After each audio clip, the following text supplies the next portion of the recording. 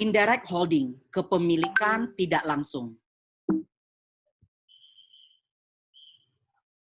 Tujuan dari materi indirect holding atau kepemilikan tidak langsung yaitu mampu menyusun laporan keuangan konsolidasi untuk kepemilikan tidak langsung menggunakan metode ekuitas. Nah, pertama, harus kita pahami dulu definisi dari indirect holding atau pengertian dari kepemilikan tidak langsung. Indirect holding atau kepemilikan tidak langsung merupakan investor dapat mengendalikan atau menguasai perusahaan lain tanpa kepemilikan langsung, melainkan melalui perusahaan anaknya. Nah, di dalam kepemilikan tidak langsung ini ada dua struktur. Yang pertama, struktur induk anak cucu, dan yang kedua, struktur afiliasi terkoneksi atau afiliasi terhubung. Untuk lebih jelasnya, mari kita simak ilustrasi melalui diagram ini. Kalau struktur induk anak cucu, seperti ini. Induk memiliki saham A sebesar 80%, kemudian A memiliki saham B sebesar 70%. Dalam artian B dimiliki oleh induk secara tidak langsung sebesar 80% kalikan 70%, yaitu 56%. Induk memiliki A ini anak si induk, A memiliki saham B ini anaknya A, atau B ini merupakan cucunya si induk. Kemudian, laporan keuangan B ini harus dikonsolidasikan ke laporan keuangan induk. Kenapa? Karena induk mengendalikan A dan A mengendalikan B. Kita tanpa memperhatikan total dari persentase kepemilikan induk terhadap B. Nah, sebagai contoh berikutnya, induk memiliki saham A 80%, A memiliki saham B 60%. Secara tidak langsung, induk memiliki saham B 80% kalikan 60%, yaitu 48%, artinya di bawah 50%. Tetap laporan keuangan B dikonsolidasikan dengan laporan keuangan induk. Jadi kesimpulannya bagaimana? Pada saat kapan laporan keuangan B ini dapat dikonsolidasikan dengan laporan keuangan induk, yaitu pada saat induk dapat mengendalikan A dan A dapat mengendalikan B. Ya, itu struktur induk anak cucu. Kemudian struktur afiliasi terkoneksi atau afiliasi terhubung. Sebagai ilustrasi berikut ini. Induk memiliki saham A 80%. Induk juga memiliki saham B 20%. Ini direct 20%. A memiliki saham B 40%. Dalam artian, induk juga memiliki saham B secara tidak langsung melalui si A, yaitu 80% dikalikan 40%, 32%. Secara total, kepemilikan induk terhadap B yaitu penjumlahan langsung dan tidak langsung, yaitu 20% ditambah dengan 32%, yaitu 52%. Nah, jadi kalau afiliasi terkoneksi atau afiliasi terhubung ini merupakan penjumlahan kepemilikan langsung dan tidak langsung. Pada saat kapan si B ini dikonsolidasikan dengan si induk? Pada saat kapan? Yaitu pertama, induk harus mempunyai kendali dulu ke A. Kemudian total kepemilikan induk terhadap B, yaitu langsung dan tidak langsung, itu di atas 50%. Kalau total kepemilikannya di bawah 50%, berarti si B ini nggak bisa dikonsolidasikan dengan induk. Ya, nah ini tipe atau struktur indirect holding. Ada induk anak cucu dan ada afiliasi terkoneksi atau afiliasi terhubung. Sekarang kita masuk dulu yang pertama, struktur induk anak cucu. Nah, di sini kita menggunakan metode ekuitas, di mana induk menggunakan metode ekuitas untuk anak dan anak menggunakan metode ekuitas untuk si cucu ya, atau anak dari si anak. Sebagai contoh, 1 Januari 2016 P memperoleh 80% saham si S. 1 Januari 2017 S memperoleh 70% T. Secara tidak langsung, P memiliki saham T sebesar 56%, 80% kali 70%. Apakah laporan keuangan T ini dikonsolidasikan dengan laporan keuangan P? Iya. Kenapa? Karena P menguasai S dan S mengendalikan T.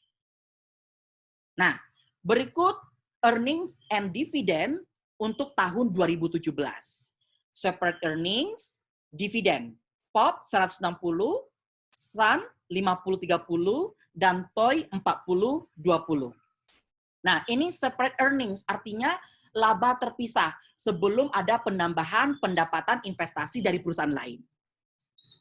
Sebelum kita membuat adjustment and eliminasi dan laporan konsolidasi, kita catat dulu di buku masing-masing si P dan si S. Kita masuk di bukunya S dulu. Nah, tadi S memiliki saham 70% ke T, ya. Berarti laba si T kan 40, dividennya 20. Kita mulai dari dividen dulu. Dividen 20 bagi si S 70%, berarti ada 14. Cash pada investment in T, 14. Kemudian laba T 40, bagian si S 70%, berarti 40 kali 70%, 28. Jurnal bagi buku S, investment in T pada income from T, 28. Nah, ini di buku si S. Di buku P akan mencatat untuk dividen, P kan memiliki S 80%, ya. Ada dividen 30. 30 kali 80%, 24.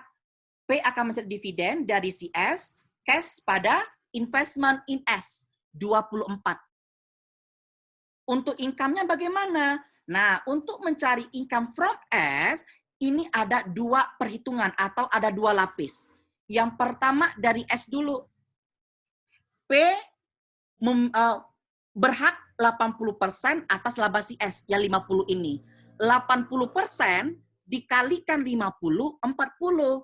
Itu langsung dari si S, ada 40. Nah, si P tadi kan memiliki kepemilikan tidak langsung dari si T melalui si S kan?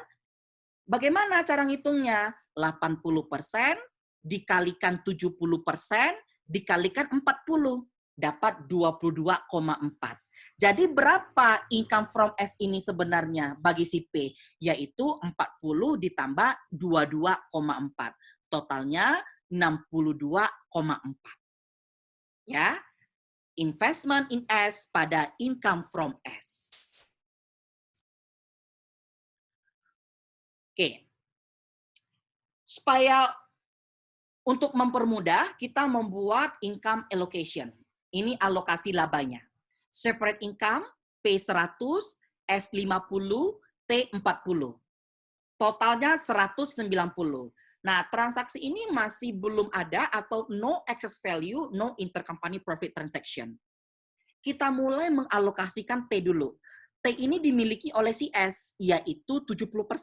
Berarti S berhak atas pendapatan investasi T 70%, yaitu 70 kali 40, 28. 30%-nya dimiliki oleh NCI, 30% dikalikan 40, yaitu NCI, 12. Ini namanya NCI T, ya. Ini NCI T. Nah, sekarang labanya si S bukan 50 lagi, karena ada sini income from T. Income from T masuk laba rugi. 28 tambah 50 menjadi 78. 78 basis untuk mencari income from S untuk si P. 78 dikalikan 80%, dapat 62,4. Berarti 20%-nya untuk NCIS, ya. NCIS yaitu 20% dikalikan 62,4, 15,6. Nah, sekarang udah ada 2 NCI, ada NCI cucu dan NCI anak.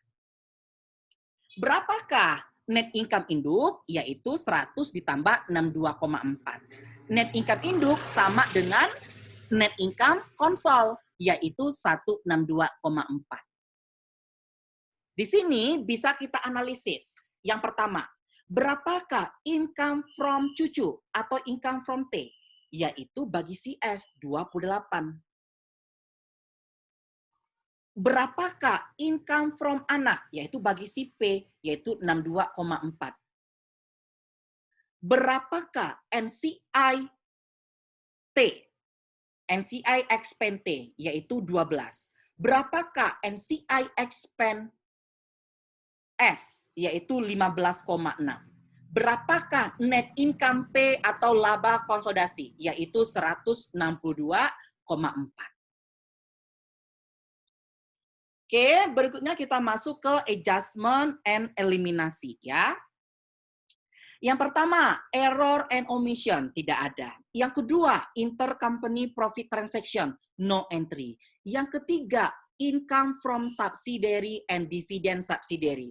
Kita mulai dari income from T28, kreditnya dividen 14, kreditnya investment in T14. Dari mana angkanya ini? Dari tadi ini kita hitung.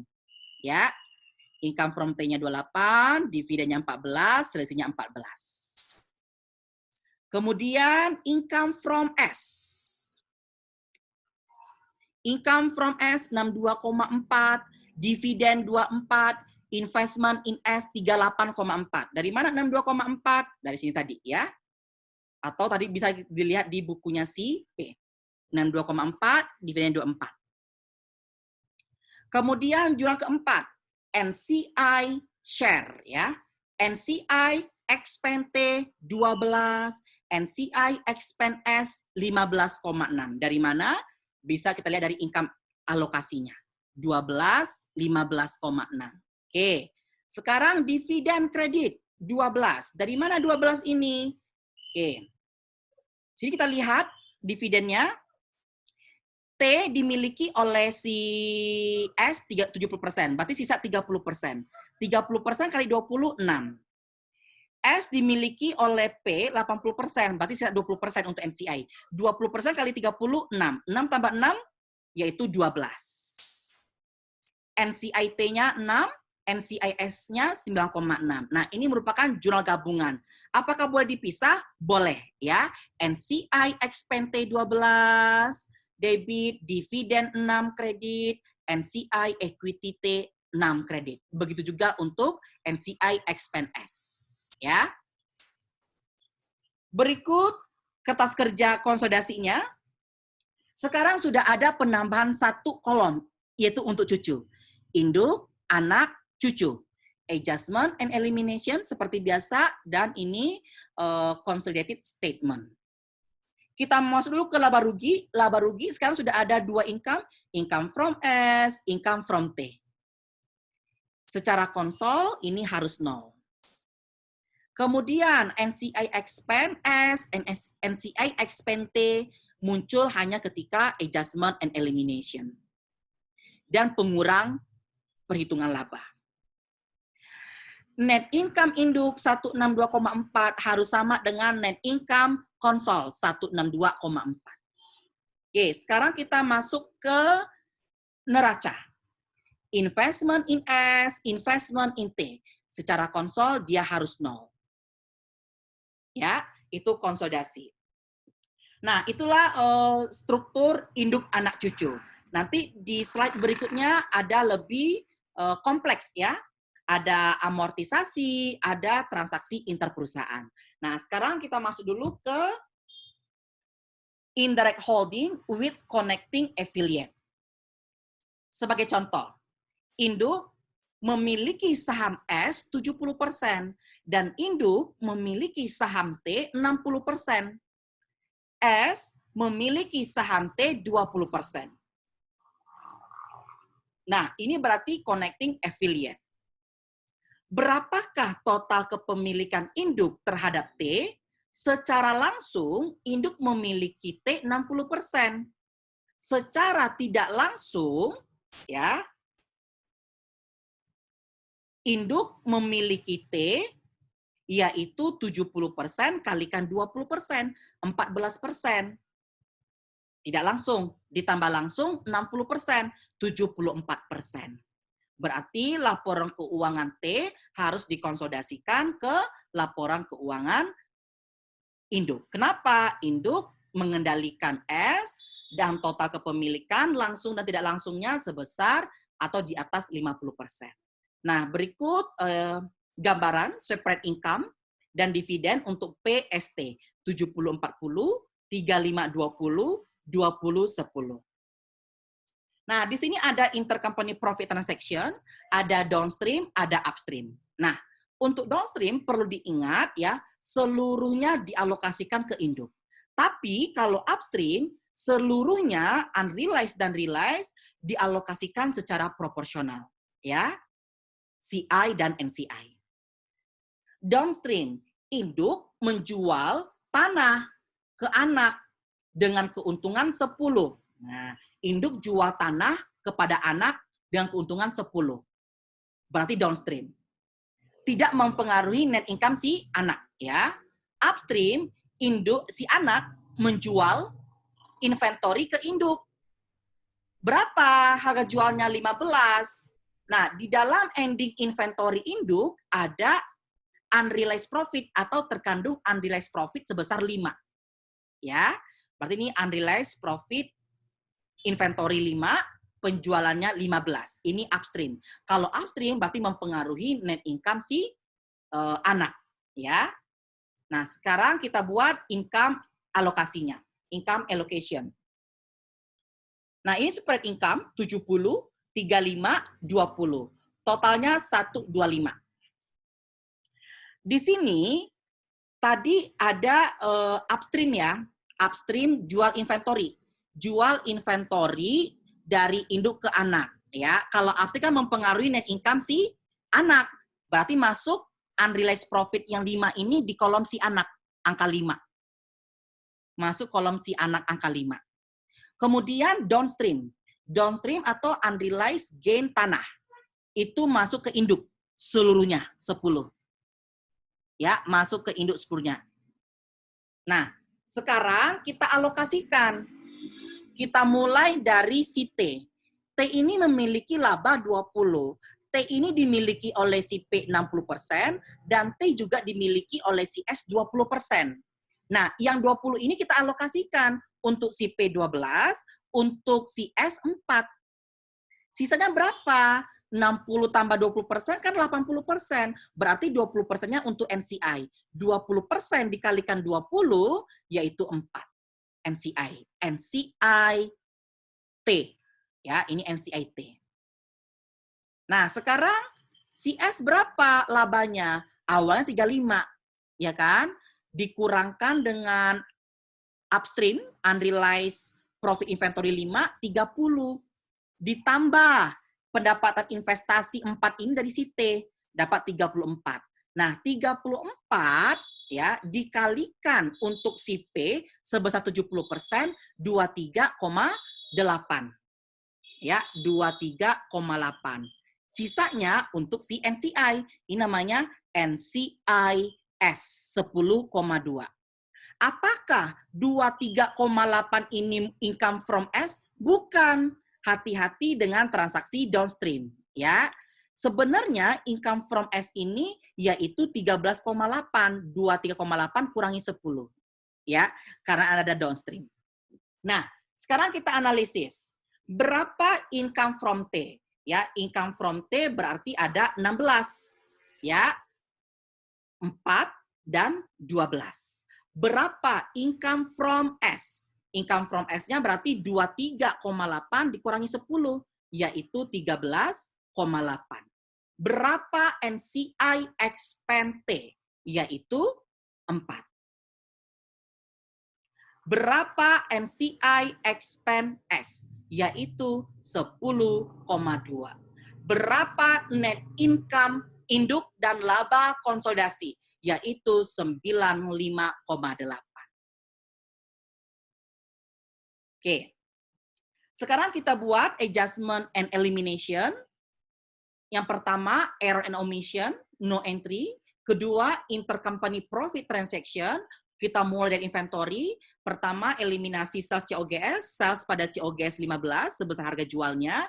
Kemudian eliminasi unrealized profit in ending inventory, COGS pada inventory 5. Kemudian eliminasi unrealized gain tanah, gain on sale of land pada land sebesar 10.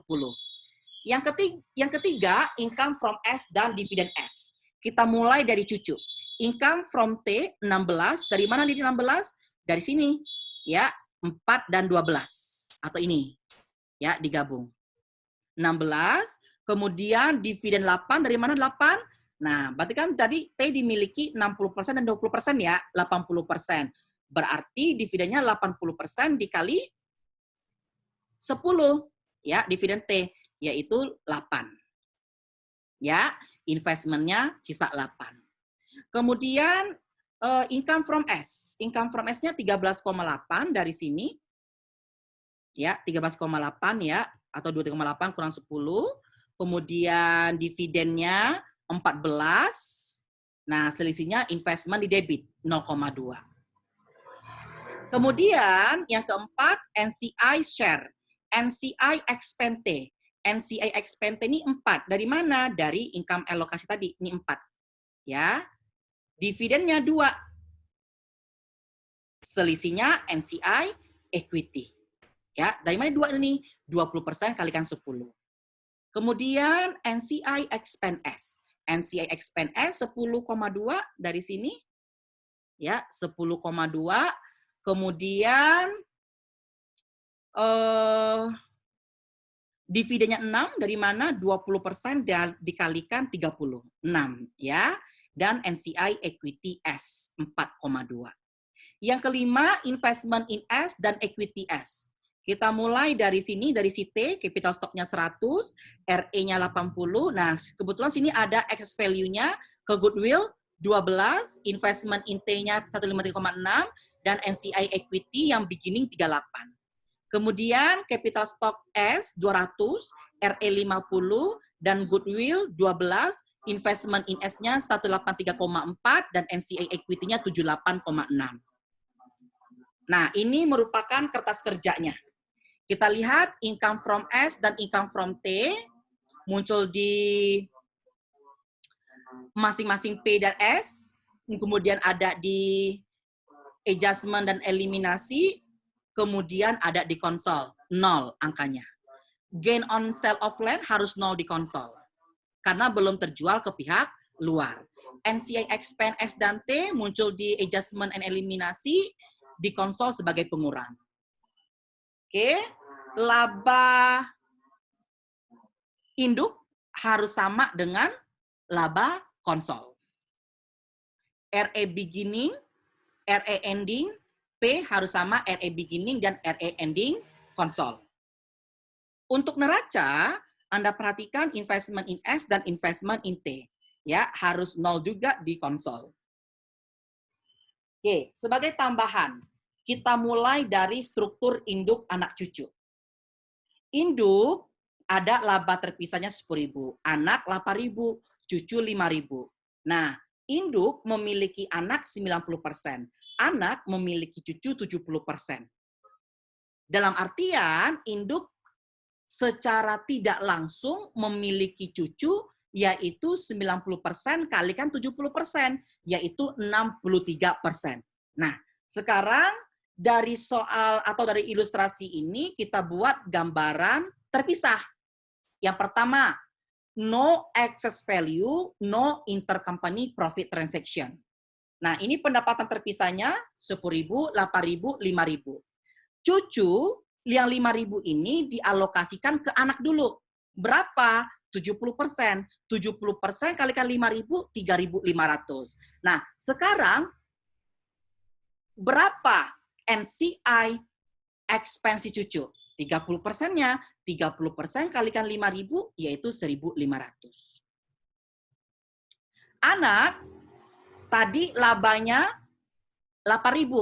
Kemudian dapat pendapatan investasi dari cucu 3.500. Sekarang dasarnya 11.500.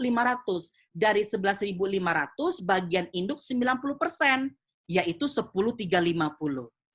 Ya. Nah, NCI expand anak dapat 1.150.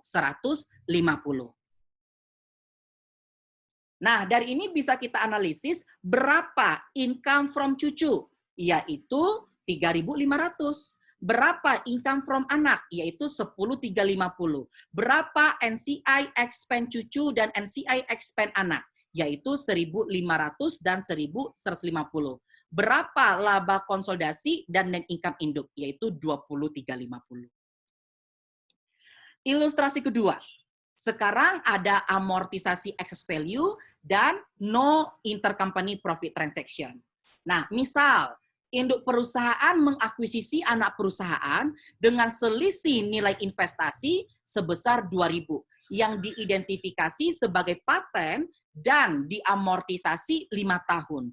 Akuisisi anak ke cucu tidak menghasilkan selisih nilai. Oke, ketika induk mengakuisisi anak, muncul excess value, dialokasikan ke paten. Ingat, paten diamortisasi. Ya, berarti amortisasi paten itu ada di kolom si anak. Ini 400. Dari mana? 2.000 dibagi 5, 400. Oke, berarti cucu tidak ada ya pengaruhnya. Dasar alokasinya tetap 5.000. Nah, 5.000 ini kita alokasikan dulu ke anak 70%. 5.000 kali 70%, 3.500. Berapakah laba si anak? 8.000 tambah 3.500, dapat 11.500. Nah, kemudian karena tadi ada paten yang diamortisasi sebesar 400 per tahun, adjusted income-nya menjadi 11.100. Nah, 11.100 ini dasar untuk pengalokasian income untuk si induk. 11.100 dikalikan 90%, dapat 9.990. Oke, dari ilustrasi ini bisa kita simpulkan berapa income from cucu, yaitu 3.500. Berapa income from anak, yaitu 9.950. Berapa NCI expand cucu dan NCI expand anak, yaitu 1.500 dan 1.110. Berapa consolidated income dan net income induk, 19.990. Kita masuk ke ilustrasi ketiga, with intercompany profit transaction. Misalkan, anak perusahaan menjual ke cucu perusahaan sebidang tanah dengan harga 8.000. Keuntungan tanah tersebut 1.000, berarti unrealized-nya 1.000 ya. Ingat, yang jual itu anak ke cucu, anak ke cucu. Berarti ini downstream ya, downstream bagi si anak. Ya, berarti si cucu nggak ngaruh net income-nya karena downstream. Oke, kita mulai dari cucu. 5.000 dikalikan 70%, 3.500. Nah, karena ini downstream, 3.500 ini bukan income from cucu, ya, harus dikurangkan lagi dengan 1.000, ya. Jadi income from cucu itu sebesar 2.500, ya. Nah, sekarang berapa laba si anak sekarang? 8.000 kurang 1.000, 7.000, tambah 3.000, 10.500, ya. Dikalikan 90%, dapat 9.450.